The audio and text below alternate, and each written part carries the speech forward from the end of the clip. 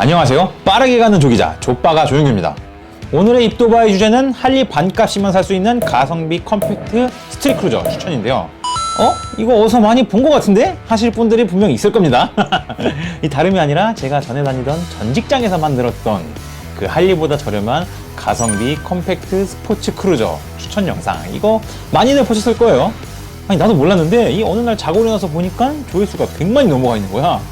그래서 나중에 2탄도 만들어 봐야지 했는데 결국 그거를 제 채널에서 지금 PD 역할을 하고 있는 친구와 같이 이 가내수공업으로 영상을 만들게 됐습니다. 어쨌든 이번 영상에서는 반값 가성비, 근데 심지어 이번에는 감성까지 챙긴 모델도 있으니까 예전에 그 영상을 보셨던 분들은 그거에 이어서 이번 영상도 같이 시청해 주시면 정말 대단히 감사드리겠습니다. 첫 번째는 레블 1100입니다. 레블 시리즈는 말이 필요 없죠. 파워트레인 측면에서 큰 재미는 없지만 그 혼다스러운 교과서적인 세팅, 그리고 낮은 시트고 덕분에 입문용 모터사이클로 항상 첫 손에 꼽히는 바이크, 그리고 유저층도 너무 두텁게 형성되어 있는 컴팩트 스트릿 크루저죠. 라인업도 단기통에 쿼터급 있고, 그리고 2기통 미들급 바이크가 있고, 지금 현재 레벨 1100이 2기통 리터급입니다. 아주 모범적인 구성을 갖추고 있죠. 쿼터급, 미들급, 리터급. 레벨 1100은 혼다가 제일 잘하는 거, 그 엔진 하나 만들어서 여기저기 다 때려박는 좀 그런 모델인데요. 1084cc 순행식 2기통 엔진을 쓰는데 이거 다 아실 겁니다. 아프리카 트윈에 들어가고 NT 1100에도 들어가고, 미션은 그 매뉴얼이 기본 사양인데 여기에 선택 사양으로 혼다가 자랑하는 그 6단 듀얼 클러치 트랜스미션을 넣어놨습니다. 저는 이 DCT가 바로 레벨 1100의 포지셔닝을 완벽하게 잡아주는 그 아이덴티티 중 하나라고 봐요. 크루저 타고 싶은데 할리가 너무 부담스럽고 좀 운전 편한 바이크를 원하는 젊은 층, 그런 분들이 우선 있을 거고요. 그것보다도 더 핵심 타겟이 좀 이런 분들이 아닐까 싶은데, 좀 이런 어르신들, 이 소시적에 타던 게 생각이 나서 이 수십 년 만에 다시 오토바이 타려고 하시는데 막상 수동 운전하자니 좀 부담스럽고 조작이 어렵거나 막 헤맬까봐, 그런 분들한테 어필하기 딱 좋은 게 바로 이 레벨 1100입니다. 우선 레벨 1100은 이 리터급이라는 체급이 생각이 들지 않을 정도로 차체 사이즈가 상당히 컴팩트한 편이에요. 실제로 혼다도 이거를 되게 강조하려고 한 것 같은데, 그러다 보니까 오피셜 이미지를 보면 이 여성 라이더가 타는 연출 컷을 상당히 많이 만들었더라고요. 그래서 저도 이 오피셜 이미지만 처음 봤을 때는 기존 레벨이랑 완전 똑같은 차들을 공유하나? 이럴 줄 알았는데요. 근데 실제로 보면 기존 레벨 500의 프레임과는 조금 설계가 다르더라고요. 휠베이스도 1인치 정도가 더 긴 1516mm고요. 시트고도 700mm로 한 10mm 정도가 좀 더 높습니다. 앞포크 같은 경우도 43mm로 한 2mm 정도가 살짝 더 두꺼워졌죠. 프레임 자체도 기존 레벨 500보다 더 두꺼운 튜브 타입의 강철 프레임을 썼고요. 이건 아무래도 이 리터급 엔진의 출력과 토크를 받아내야 되기 때문에 강성은 높이면서도 기존 레벨 시리즈의 컴팩트한 프로포션을 최대한 유지하려고 하는 좀 그런 의도가 아닌가 싶습니다. 출력은 솔직히 좀 아쉬워요. 아무리 크루저라는 장르가 고성능, 고출력과는 좀 거리가 먼 장르라고 해도 그래도 명색이 리터급인데 이 87마력 정도밖에 안 되는 건 좀 서운하죠. 실제로 스로틀을 감아봐도 엄청 시원시원한 느낌은 별로 없습니다. 대신 토크가 좀 두툼하긴 한데, 물론 그렇다고 해서 공랭 V-트윈처럼 막 빠당빠당하게 지면을 박차고 나가는 그런 고동감을 기대하시면 좀 안 될 것 같고요. 하지마 이 개새끼야! 일단 디자인을 보면 기존 레벨 시리즈의 모델을 그대로 이어가고 있습니다. 물론 디테일한 디자인 수정이 들어가긴 했는데 연료 탱크의 기본적인 형상 자체도 크게 다르지는 않고요. 헤드라이트부터 사이드미러, 계기판까지 싹 다 원형 레이아웃으로 통일한 것도 기존 레벨 디자인이랑 똑같죠. 대신에 여러 가지 주행 모드가 추가되고 크루즈 컨트롤 기능도 들어가고, 이러다 보니까 그 작은 원형 계기판 하나에 디스플레이 정보를 굉장히 많이 배치해서 보여주더라고요. 이게 예쁘긴 한데 너무 작은 창에다가 여러 가지 정보들을 빼곡하게 표시하다 보니까 좀 답답해 보이는 측면도 있습니다. 그래도 전반적으로 기존 레벨 시리즈의 디자인 큐로 통일성을 맞추면서 컴팩트한 맛까지 지켜냈다는 점은 아주 좋은 것 같아요.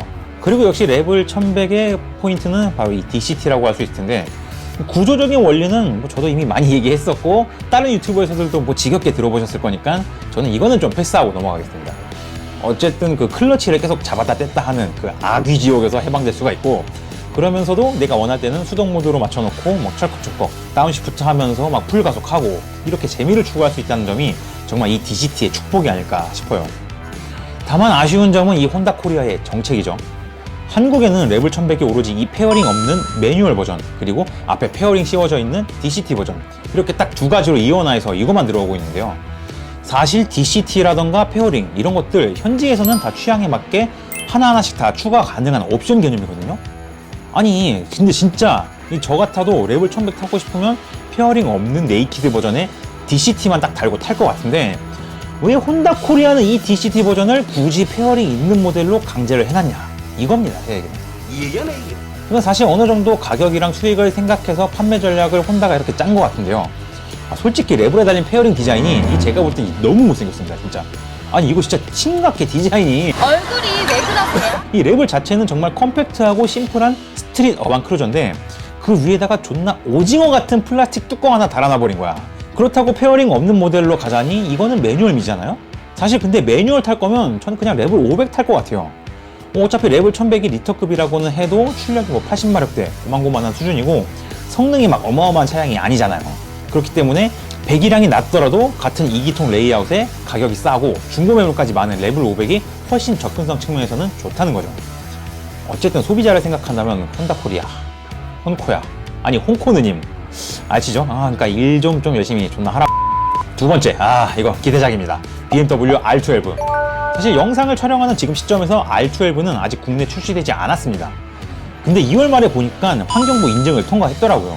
아마 영상이 업로드되는 이 시점에서는 출시가 될 것 같은데 한번 해외 리뷰랑 정보들을 간단하게 훑어보는 정도로 넘어가도록 할게요. 우선 R12는 두 가지 모델로 나옵니다. R12랑 R1290. 이게 좀 웃긴 게 R1290는 기존 BMW의 헤리티지 라인업인 그 R9T 이거의 풀체인지 모델로 나오는 거거든요.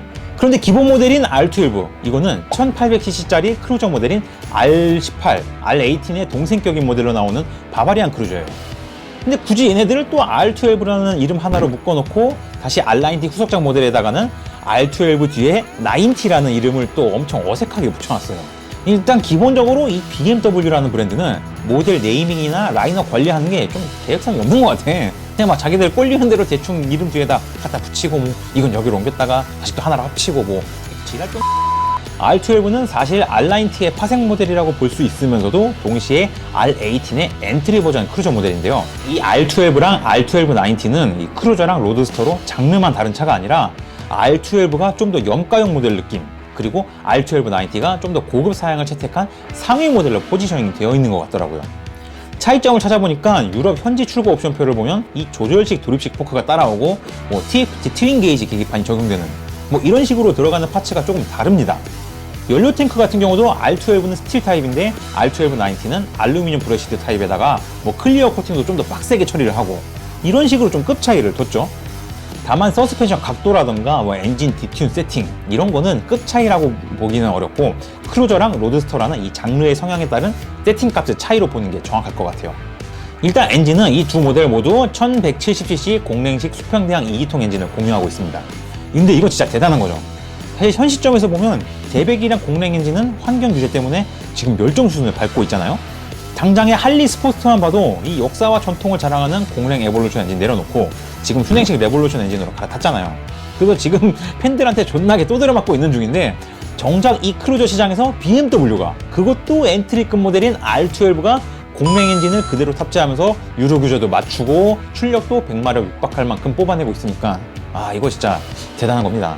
정작 크루저 시장에서 이 공랭 엔진의 감성과 헤리티지를 할리 데이비슨이 아닌 BMW가 계속 지켜나가고 있다는 게 좀 아이러니하죠.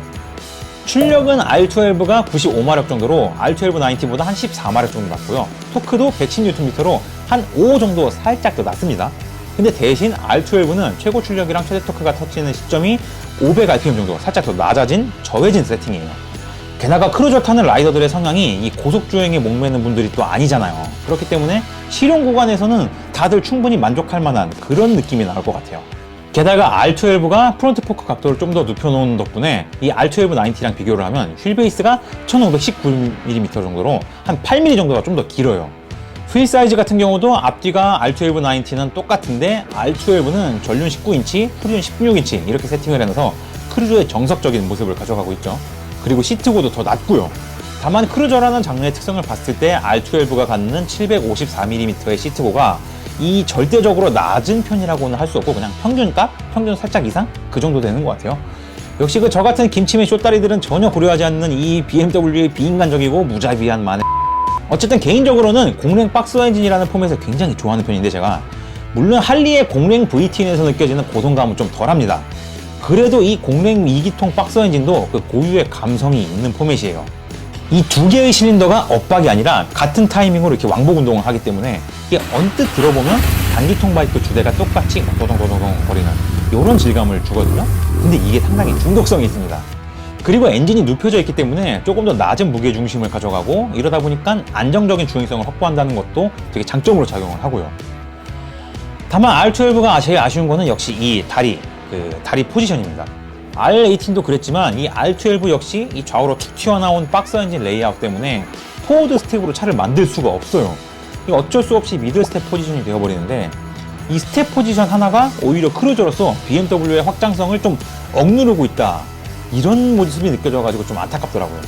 근데 이거는 또 박스 엔진의 구조적인 문제이기 때문에 그렇다고 뭐 공랭 박스 엔진을 버릴 수도 없고 참 애매한 노릇이죠. 그리고 마지막이 가격인데 현재 R12의 유럽 출시가가 14,460유로로 책정이 됐어요. 환율 계산해보면 하나로 한 2천만 원이 아주 살짝 넘어가는 그런 가격입니다. 자, 그런데 여기서 할리 스포스터 가격 얼마입니까? 이 순행 엔진 달고 있는 이 엔트리 모델마저도 작년에 한국에서는 3천만 원에 팔렸어요. 참고로 미국 현지 스포스터 가격이 2,100만 원 정도 하거든요. 그런데 여기서 R12가 2,500만 원 이하로 국내에 출시해야 된다.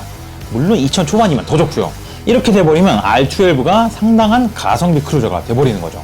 그래도 할리코리아보다는 BMW가 현지 가격 대비 국내에 좀 현실적인 수준에 맞춰서 출시가 되기 때문에 이거는 조금 기대해봐도 좋을 것 같습니다.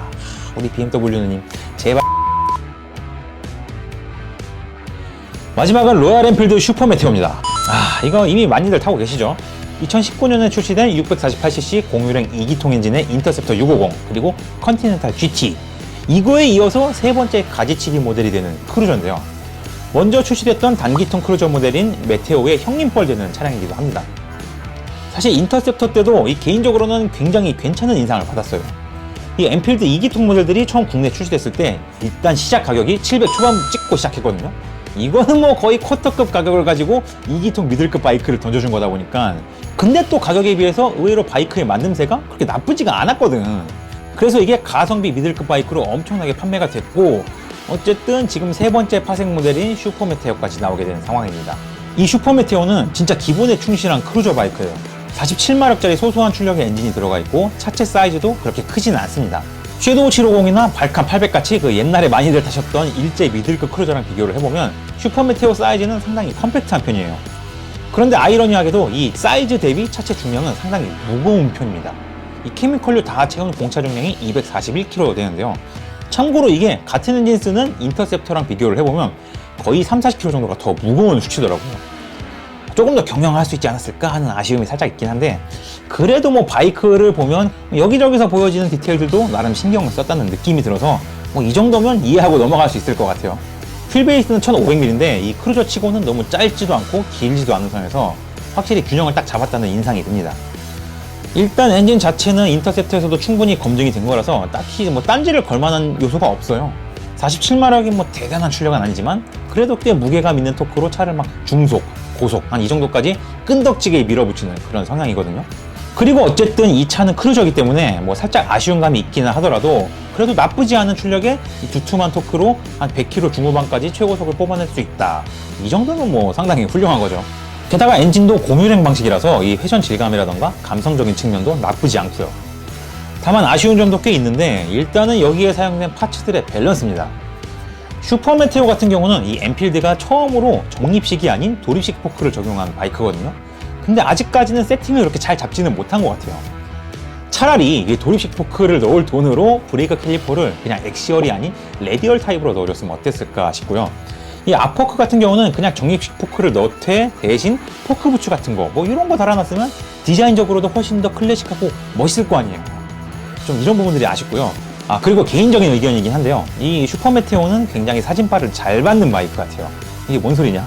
사진만 보면 그래도 굉장히 다부지고 나름 좀 펌핑이 되는 몸인데 바이크를 실제로 보잖아요? 그러면 사진과 다르게 살짝 멸치 같은 느낌이 든다고 해야 돼요.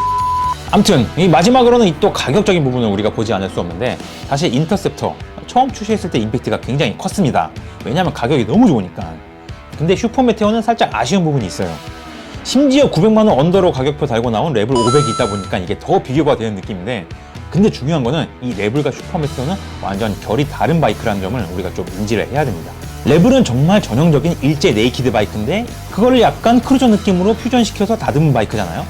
하지만 슈퍼메테오 같은 경우는 훨씬 더 전통적인 레이아웃과 디자인을 가지고 있는 크루저 바이크예요.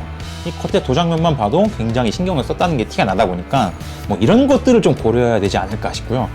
똑같은 미들급 2기통 바이크인데 어반 크루저로 포지셔닝을 해서 잡은 가와사키 발칸 S. 얘는 국내 출시가가 진짜 너무 창렬합니다. 1,300만원 중반대. 이런 거 생각하면 슈퍼메테오의 900만원 중반대 가격표가 여전히 그래도 경쟁력 있는 가격이라고 저는 생각을 합니다. 이 정도로 리스트를 좀 정리해봤는데요. 개인적으로는 R12의 정식 출시가 상당히 좀 기대가 되더라고요. 제가 또 공랭 박스와 엔진 달린 이 R 라인업의 바이크를 정말 좋아하다 보니까 이거 출시되면 혹시 저도 또 기반하게 될 수도 있을까봐 좀 무서워가지고 R12는 그냥 시승을 안 해보려고요. 아무튼 재미있게 보셨다면 알림 설정은 그냥 안 하셔도 되니까 이 구독과 좋아요 정도만 눌러주셔도 정말 너무너무 감사드리겠습니다. 다음 영상은 아마 또 모캠 입도바이를 털지 않을까 싶은데 어쨌든 뭐 빠른 시일 내에 저희가 최대한 노예처럼 이 간의 수공업으로 영상 찍어내서 돌아오도록 할게요. 그럼 여러분 그때까지 안녕.